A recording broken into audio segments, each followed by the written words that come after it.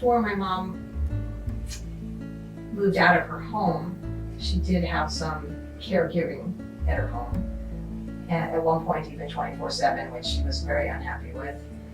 We also tried, gosh, I can't remember the name of it, where if anything happened, she would be able to like push a button or call, and she was wearing a pendant around her neck, and I think even that was just too high tech for her to really get the full benefit out of. And yet, she resented having to pay for it every month, just like the cell phone bill, because the one time she fell and needed to use the cell phone to call me or somebody, she didn't have it on her person. So I think this is certainly a much better setup, because there's hands-on, eyes-on from a personal level, and then in the nighttime, there's the mechanical. Yeah, just to build on what Joni said, our experience was somewhat limited. I mean, I think every set of children or son-in-law and daughter with an Asian parent has that running family joke: do we need to get the nanny cam and the teddy bear yet to be that third party in the room? But one of the things about using third-party monitoring is you get very familiar with what it does and doesn't do. Large, easy-to-use jitterbug type phones for seniors sound great, but as Joni said, if they're not on your person, they're not very helpful in the event of a fall. Monitoring pendants are wonderful if your aging parent doesn't feel like it's a leash around their neck like a small puppy dog. And again, that gets into cost benefit, and everyone has different ideas about what they're willing to pay for. But with Mercury AI, one of the very interesting things I thought about when I was first considering entering into, with Joni, her mom, in the pilot program, was the fact that it had a rare type of synergy. I keep coming back to that word, but what Mercury AI offers is the ability to have those monitoring features, the things that are contained in a monitoring pendant, the ease of communication in the background that a good cell phone can offer, but in a way that doesn't require it to be directly in that third-party, independent-minded senior's face, literally. It's the nicest and most gentle way, I think, of being in the background. And again, I can't emphasize enough what I think Mercury AI delivers in that, as Joni said,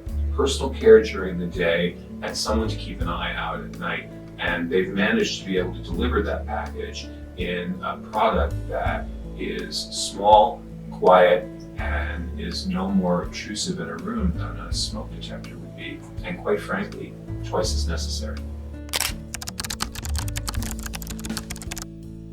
Well, it's early days for us, but I would say that the follow-up report, just to know what information they have gleaned on the nightly monitoring, so it gives me a better picture of how my mom's doing.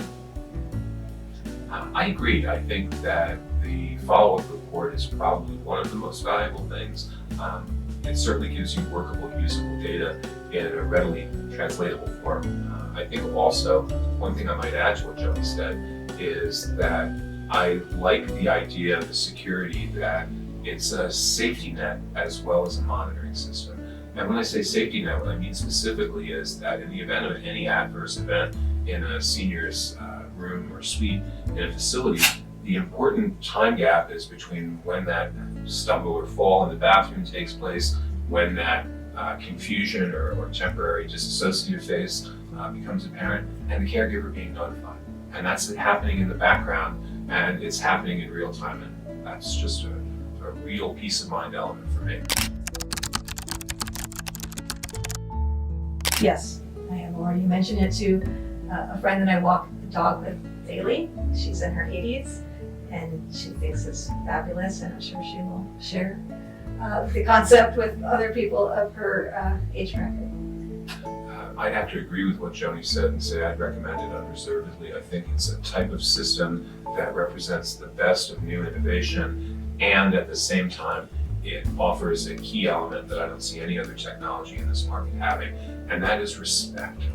It respects the independence of the senior, it respects the family's desire to have that independence observed and celebrated, and it delivers it with a peace of mind that only that unique synergy of technology and software can do. It's a great product, and yeah, I can't wait to talk to friends and family. I think it's a great thing to have in every home where there's a person that needs that extra additional support. Seems like it's a great asset to the care that we're already paying for. Makes sense. I think that that's an interesting question, because before I was aware of Mercury AI, I, in my ignorance, would have said, well, it doesn't really matter. I mean, the essence of good care for an elder facility is in the personal interactions. But now that I've seen it in use and I've had a chance to benefit, I suppose, as a family member, I couldn't see being comfortable moving my mother-in-law to a facility that didn't have this type of asset. Johnny makes a good point. Asset is the way to look at it, and whatever price point it becomes deliverable to the broader market, I think that's something that I would just look at as a caregiver, family member, as a necessary cost of doing business. I look downstream at this and see a day when, you know, these types of systems are in every senior's house, not just every senior care residential facility like the one my mother-in-law's in now.